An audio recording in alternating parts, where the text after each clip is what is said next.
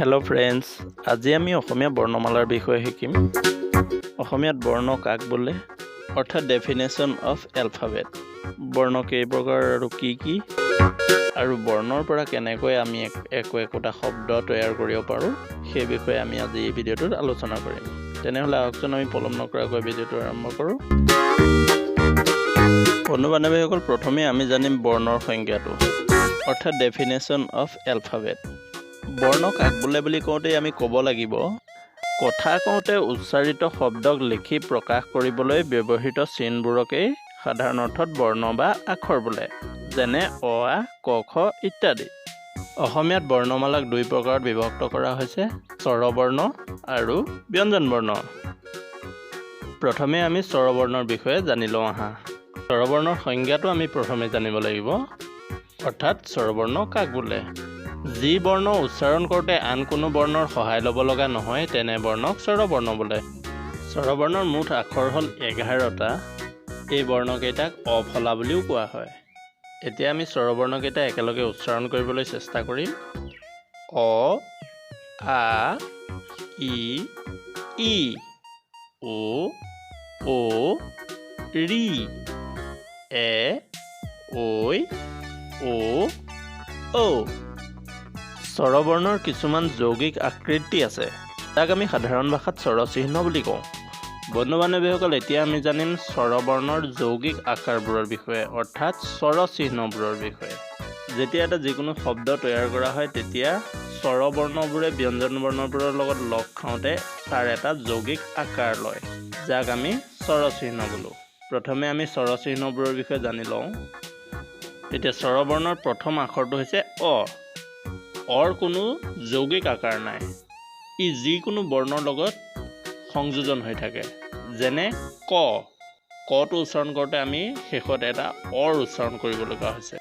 ক যোগ অ, ক, ক, খ, গ। এনেকৈ বৰ্ণবোৰৰ লগত অ এটা আমি পিছত উচ্চাৰণ কৰা লিখা নিজে অনুভৱ কৰিবা, তোমালোকে নিজে উচ্চাৰণ কৰি চোৱা। তাৰপিছত এতিয়া দ্বিতীয় বৰ্ণটো হৈছে আ।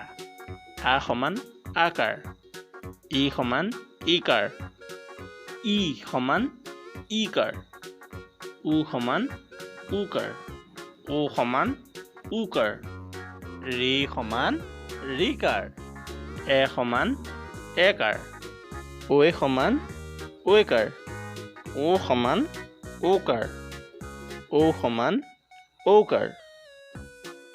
এতিয়া আমি জানিম ব্যঞ্জনবৰ্ণৰ বিষয়ে। ব্যঞ্জনবৰ্ণ কাক বোলে? যি ধ্বনি নিজে উচ্চাৰিত হ'ব নোৱাৰে, সদায় স্বৰবৰ্ণৰ সহায় লৈ উচ্চাৰিত হয়, তাকে ব্যঞ্জনবৰ্ণ বোলে। যেনে ক, খ। ব্যঞ্জনবৰ্ণক ক ফলা বুলিও কোৱা হয়। এতিয়া আমি ব্যঞ্জনবৰ্ণৰ আখৰকেইটা মাতিবলৈ চেষ্টা কৰোঁ আহা। ক, খ, গ, ঘ, ঙ, প্ৰথম চ, দ্বিতীয় চ, বৰ্গীয় জ, ঝ, ঞ, মূৰ্ধন্য ট, মূৰ্ধন্য ঠ, মূৰ্ধন্য ড, মূৰ্ধন্য ধ, মূৰ্ধন্য ণ, দন্ত্য ত, দন্ত্য থ, দন্ত্য দ, দন্ত্য ধ, দন্ত্য ন, প, ফ, ব, ভ, ম, অন্ত্যস্ত জ, ৰ, ল, ৱাব্য, তালব্য শ, মূৰ্ধন্য ষ, দন্ত্য শ, হ, ক্ষ, দৰে ৰ, ধৰে ৰ, অন্ত্যস্ত য়, হস্যন্ত, অনুস্বৰ, বিসৰ্গ, চন্দ্ৰবিন্দু।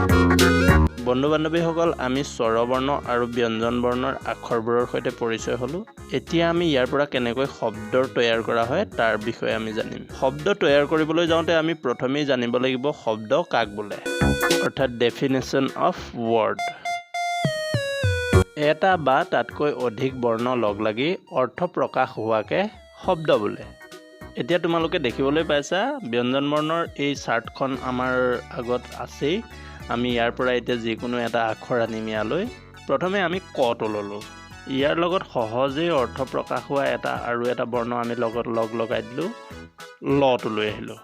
কল হ'ল, কল এবিধ ফল, ই সম্পূৰ্ণ অৰ্থ প্ৰকাশ কৰিছে, গতিকে এইটো এটা হৈ গ'ল শব্দ কল। ইয়াৰ লগত যদি আমি মটো লগাই দিওঁ তেতিয়া হৈ যাব কলম। কলমটোৱেও সম্পূৰ্ণ অৰ্থ প্ৰকাশ কৰে, যিহেতু কলমে আমি লিখোঁ। এতিয়া আমি খটোৰ পৰা এটা শব্দ তৈয়াৰ কৰি দেখুৱাম। খটো আনিলোঁ, ইয়াৰ লগত আমি লগ খুৱাই দিম ৰটো, আৰু ইয়াৰ লগত আমি যদি মটো লগাই দিওঁ খৰম। খৰমটো এটা শব্দ, সম্পূৰ্ণ অৰ্থ প্ৰকাশ কৰিছে। আৰু তাৰপিছত এতিয়া আমি গটোৰে এটা শব্দ তৈয়াৰ কৰিম। গটো আমি ইয়াত লিখিলোঁ, ইয়াৰ লগত যদি আমি দ্বিতীয় চটো লগাই দিওঁ তেতিয়া হৈ যাব গছ। ঠিক এনেদৰেই তৈয়াৰ কৰা হয় শব্দবোৰ। এতিয়া আমি সাধাৰণ শব্দ তৈয়াৰ কৰি দেখুৱালোঁ। ইয়াৰ পিছৰ ভিডিঅ'ত আমি আলোচনা কৰিম স্বৰবৰ্ণৰ যৌগিক আকাৰ, আকাৰ, ইকাৰ এইবোৰক লৈ কেনেকৈ শব্দ তৈয়াৰ কৰা হয় সেই বিষয়ে আমি বিতংকৈ নেক্সট ভিডিঅ'ত আলোচনা কৰিম।